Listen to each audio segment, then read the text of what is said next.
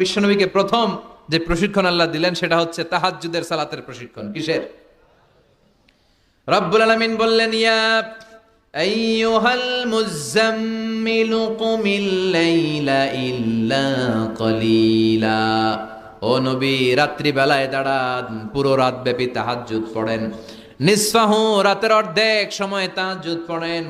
আও ইনকুস মিনহু কলিলা, অথবা তার চেয়েও কিছু কম পড়েন।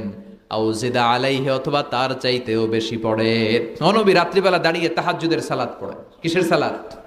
তাহলে বিশ্বনবীকে মিশনে সফল হওয়ার জন্য সর্বপ্রথম যে ডিরেকশন আল্লাহ দিলেন সেটা হচ্ছে তাহাজ্জুদের ডিরেকশন। কিসের?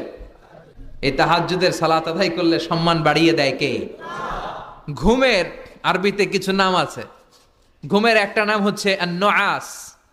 নুআস মানে ড্রোজিনেস। বাসে বসে আছেন, বাসও ঝুলে আপনিও ঝুলতেছেন, এরকম হয় না?